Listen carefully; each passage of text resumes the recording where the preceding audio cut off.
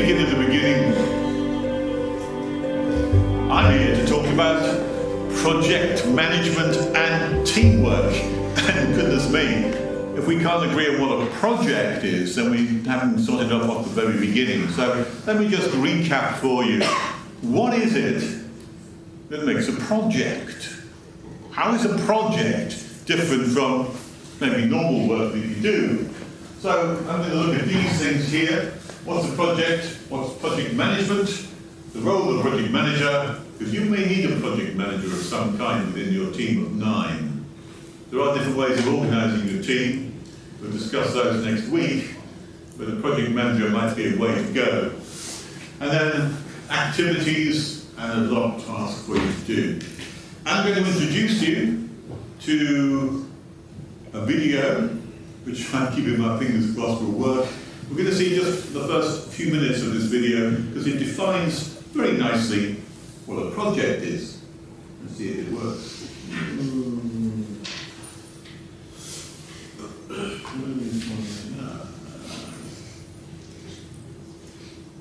No.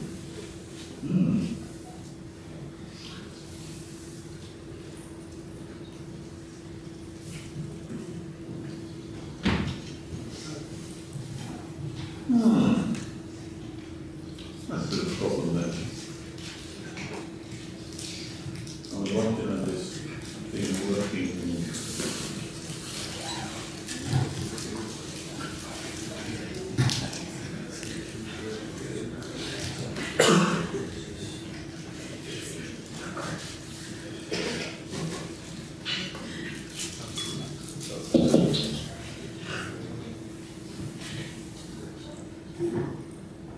Site security is a never-ending commitment.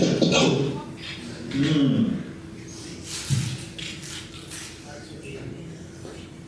Please bear with me. Hope you have a bag of crisps or something, or I just change my settings to allow you to see this video.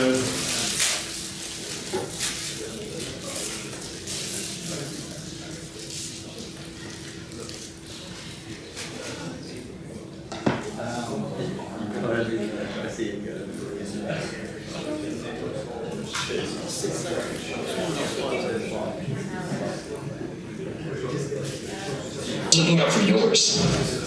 Introduction to Project Management by Knowscape. What is a project? A project is a temporary endeavor which has a definite beginning and end that is carefully planned by dividing into several phases to give out a unique output. How are projects different from operations? Projects are temporary. They create unique products and are closed after attaining the objectives. Whereas operations are ongoing processes. They are repetitive, and the objective is to sustain business. Meet Jen. Jen is an automobile designer who comes up with a brand new design of a car. Her team collaboratively comes up with a plan and creates a prototype of the car. Creation of the prototype of car was a short-term temporary process. The prototype developed was unique, and the project ended after the prototype was developed. Let us consider that Jen now has an idea of mass-producing these cars. Then she sets up a factory with an assembly line, and she succeeds in manufacturing cars every day. Mass production of cars is an ongoing process. The assembly line repetitively produces cars. The objectives of this process is to sustain business of selling cars. What are the phases of the project management? Projects are divided into phases such as... So, back to 9.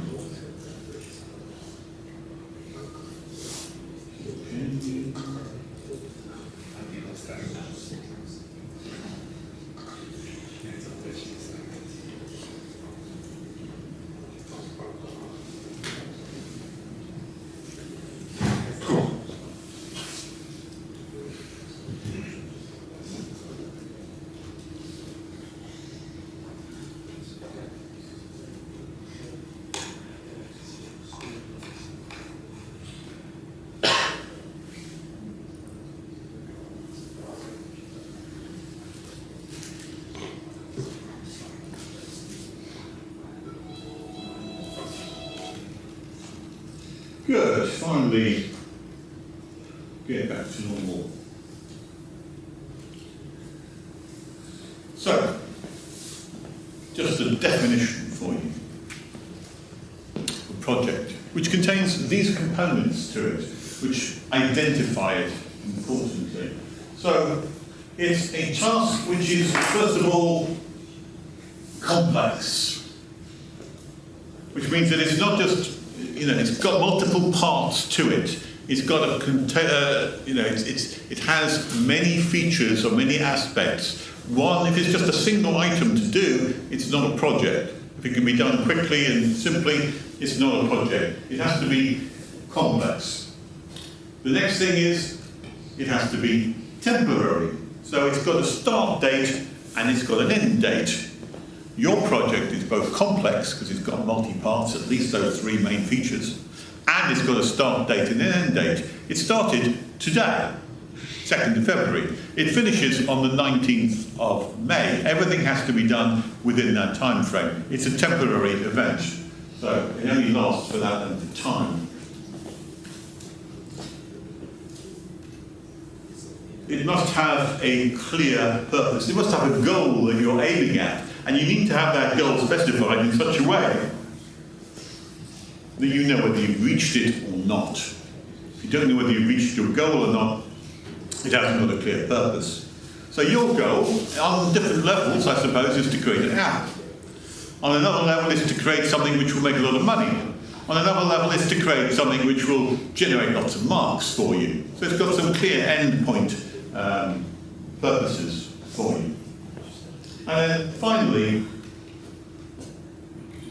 it must produce a unique product. Well, your product is quite clear. Your product is a mobile app. And at the end of the day, you've got an artifact which is self-existent and will stand by itself. So it has a unique product about it. And that's the nature, those four elements are the nature of a project. And if a project doesn't have those four elements, and it has to have all of them, it's not a project.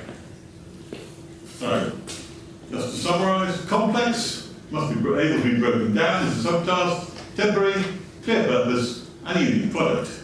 So, a test.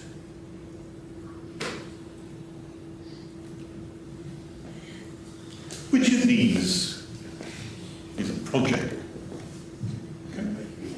And we'll do this in the time-tested way by a show of hands. And you can show, when I ask for a show of hands, you'll just vote either yes or no. And I'll take a rough sounding as to whether you've got the idea. Okay?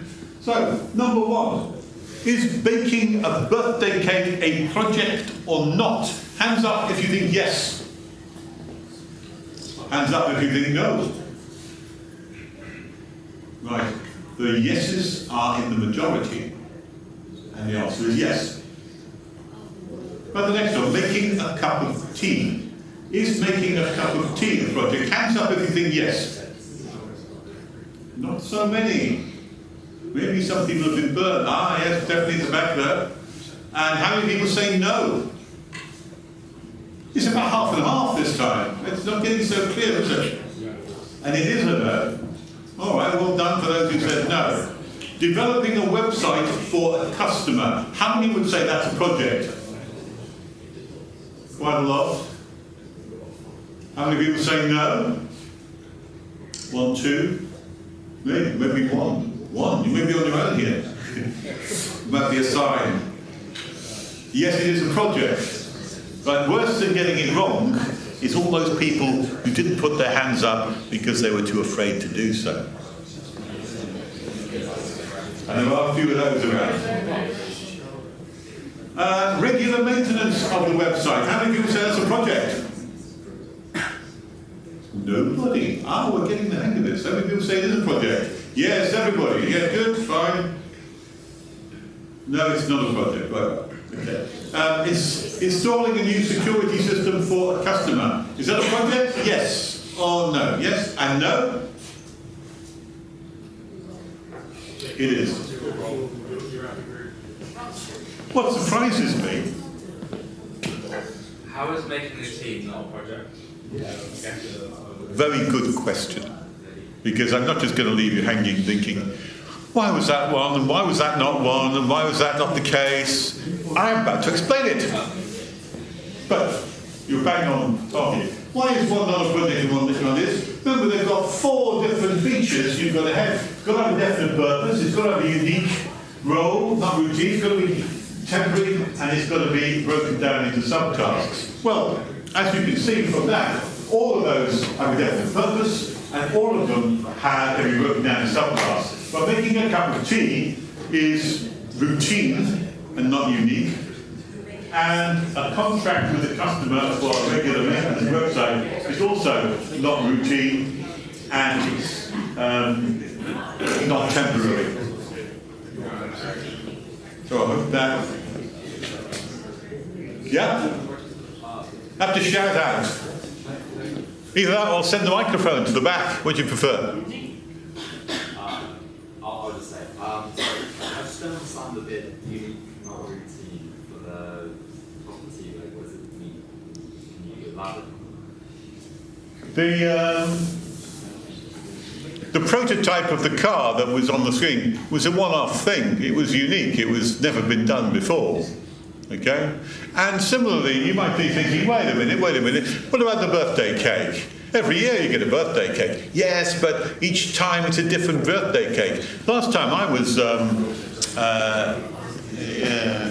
my son-in-law's, they were making a birthday cake for my grandson, and it was 5 or 6 layers, all different colours, and it had a robot feature in it made into R2-D2 on the outside, and they made it themselves. A unique thing. Hope that something explains it. Come and see me afterwards if you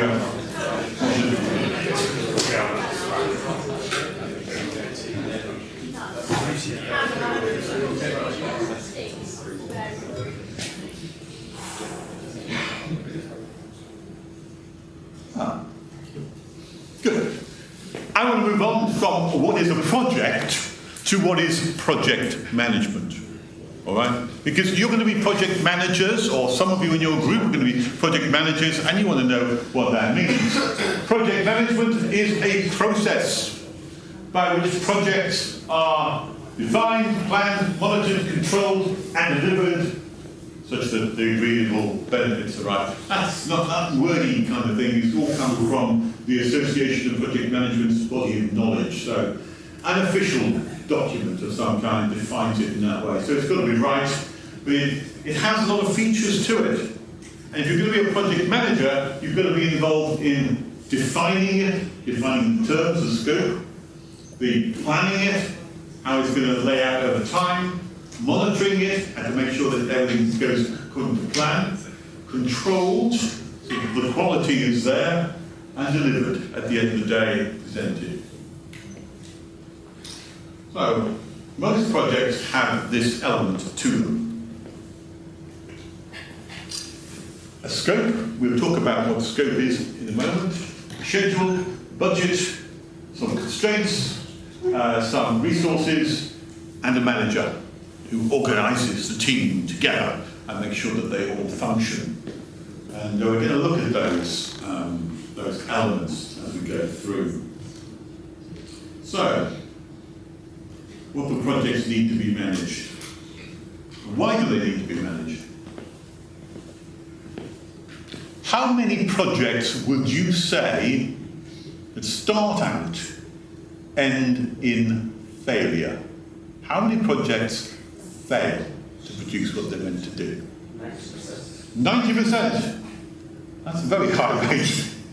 You haven't got much confidence in the project management system. It's not as high as that. 76. 76. Percent. Yeah. Fail. We're about failures here, are we? Yeah. Yeah. That's not quite right either. We're going lower. That's too high. Gosh, it's much easier to manage a project than you thought. How many? 41. 41? It's lower than that. Oh, come on, let me tell you. This is according to the project management people. But you are closest of all, the 41. If I was doing a kind of raffly tombola of guess the weight of something, you'd win the prize. 38% of projects fail.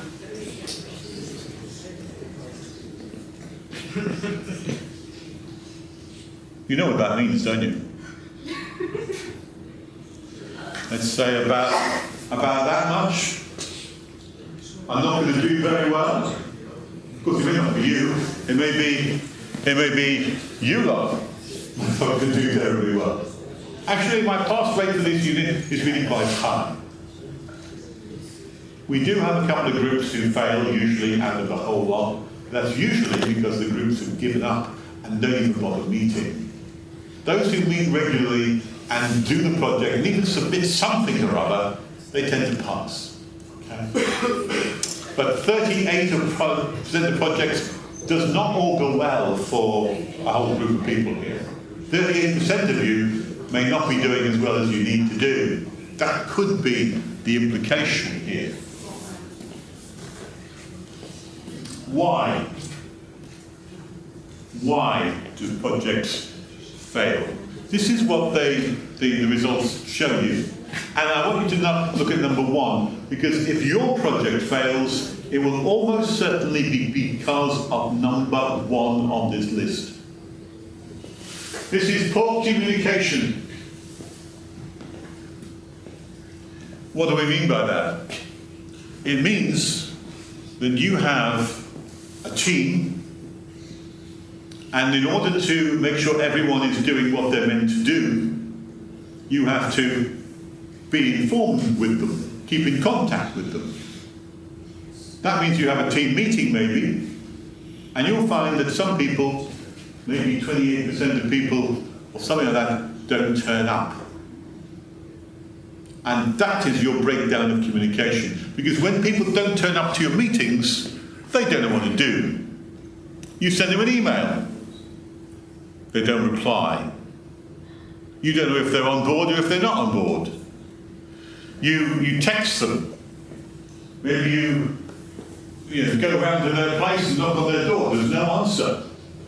They seem to have disappeared for the last 4 weeks, and you don't know where they are. They haven't turned up to lectures either. Those are the problems you will really meet in real life with your team. Especially if you choose people who are unreliable as members of your team. Pull your team down. And poor communication will be the thing which you will find the most difficult to overcome. I get any number of students coming to me and saying, these two team members don't respond, don't reply. I've sent them 5 emails, not a single word, no communication. It also works the other way around. It works the other way around because sometimes the project leader or manager doesn't communicate exactly what you need to do, what you need to do, what you need to do. So people leave a meeting feeling a bit ambiguous. They're not too sure. Did they mean that? Did they mean the other thing? No one's clarified it. And therefore they go away and do the wrong thing. And they come back next week and that thing wasn't done properly because it wasn't clear. It wasn't stated and written down in a clear terms. It was just said, oh, can you do that database next week? Yeah, sure, I can do that. That's fine.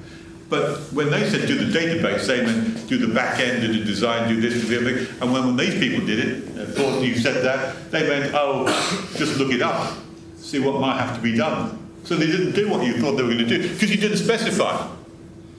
Poor communication. That will be your number one problem in your team. To solve that and go towards getting it right, you need to be very, very clear, very precise, very specific, very definite. Put some boundaries on. Do this, it must contain this, it must have that. Every time. That will sort out a lot of communication problems.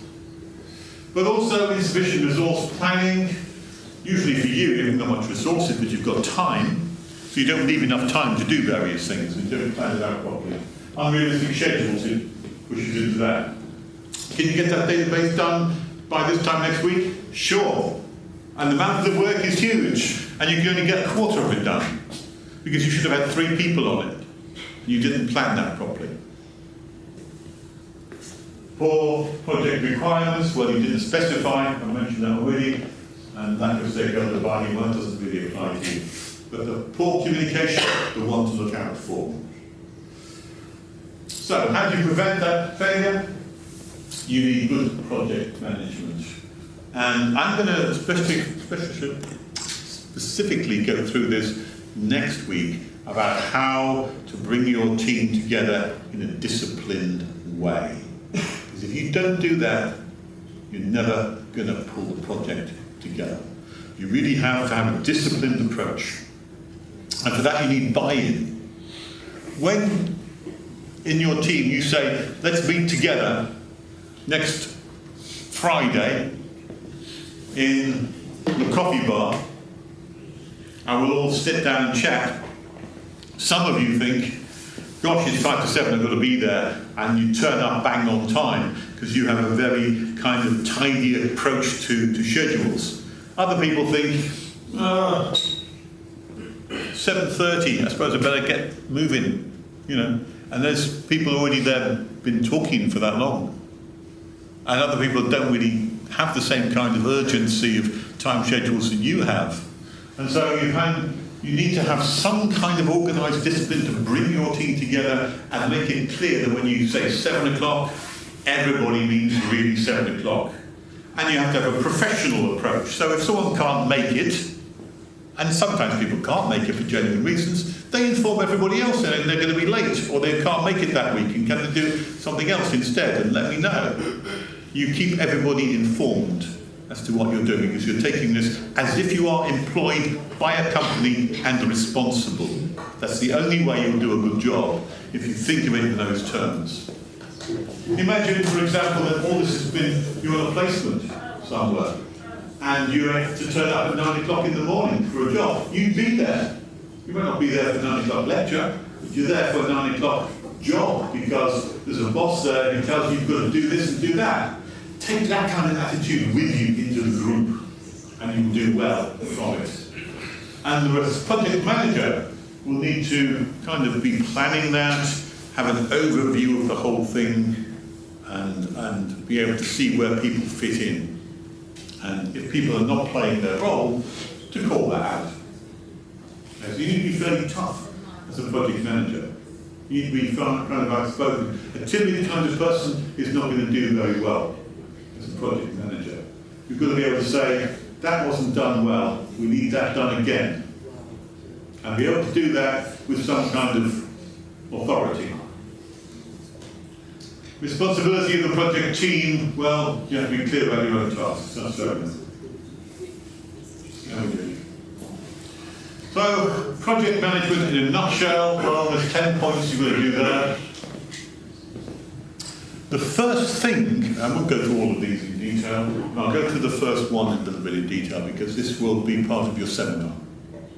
The first thing is to get a grip on how big the project is. What is within scope and what is outside of scope. Scope is like a boundary, like a box, okay? And all the things inside the box are to do with the project, and all the things outside of the box are not to do with the project. So the things which are within scope are the things in the box. These are to do with the project. You have to identify those things. And then you have to identify all the tasks which have to be done to do those things and get those things done. And you then have to break down those tasks into subtasks. Subtask, subtask, subtask, in order to get that one thing done. And then some of those subtasks have to be broken down again into subtasks. How far do you break them down? You break them down into units of work which can be done by one person in 1 week. In other words, by this time next week, your next meeting comes up, you've given someone a unit of work to do, and it has to be done, doable in a week, and next week they come back and they show it to you and bring it to you. Break all your tasks down into that level of detail. 1 week's work package to be done.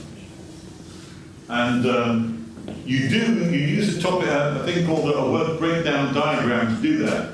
In the seminar, we'll be looking at creating work breakdown diagrams and how to analyse your project into its component parts. And there are other parts too, planning, resources, governance, risk management. all of which will come up in future weeks. The project triangle, well, you can think of the scope, a tension, if you like, between quality, cost and time. All projects are managed on the basis of quality, cost and time. If you have more time, then you can have more quality. But if you reduce the time down, then suddenly the quality has to go. Supposing you have to do a project, build a bridge, you've got 6 weeks to build the bridge, and then suddenly say, do it in 4 weeks. Well, the quality of that bridge might not be up to the standard of what it would be if it was 6 weeks, you haven't got so long to do it. You might cut a few corners.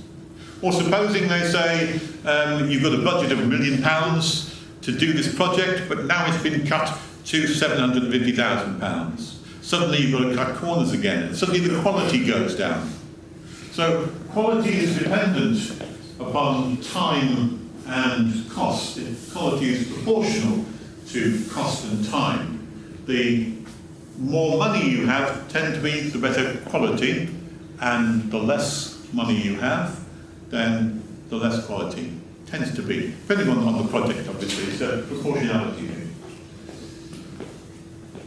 So, scope is a constant, which is, well, you don't need that CTOQ. So, one of you, I would suggest, needs to be the project manager. You don't have to run it that way. You can decide your project, your team of 9 are all going to be egalitarian, flat level, no hierarchy. Everyone is voting the same, and it's a democratic process. You can run your project like that. Try it. It doesn't always work terribly well. Usually it's the lowest common denominator that gets the choices. But if you have a project manager, you may have a hierarchy where you have one person who you respect, who is governing everything and making sure everything's done properly. They do the planning, they draw up a project plan, they schedule everything, they monitor everything, they take control if problems arise, and then they evaluate and draw lessons at the end. Some of you will be in that role, and that will be a difficult role to be in. Only one more slide for you to finish off with now.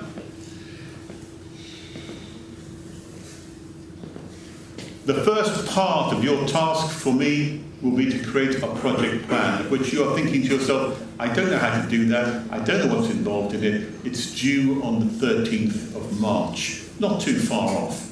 As a team, you'll have to produce this project plan. What's in it? It's a multi-page document. It contains a description of your project as a whole, one section. It contains a specification of your deliverables, what it is that you're planning to do, some specifications. It contains a methodology. What methodology will you use? There's a project methodology, and there's also a software development methodology, so 2 methodologies. A schedule, a Gantt chart, key dates, milestones, all of that. A monitoring scheme, how will you make sure that the project does not fall behind? We'll show you how to do that as well. Key risks and a contingency plan. So you have a risk plan, a quality plan, and a personalisation plan, so showing the team hierarchy and structure as well. All of that will be delivered by you on the 13th of March. That's your first step. That will be marked at 30% of your marks, but they won't be fully marked until at the end with it. You get one set of feedback right at the very end. Okay, are there any questions at all about it before we go?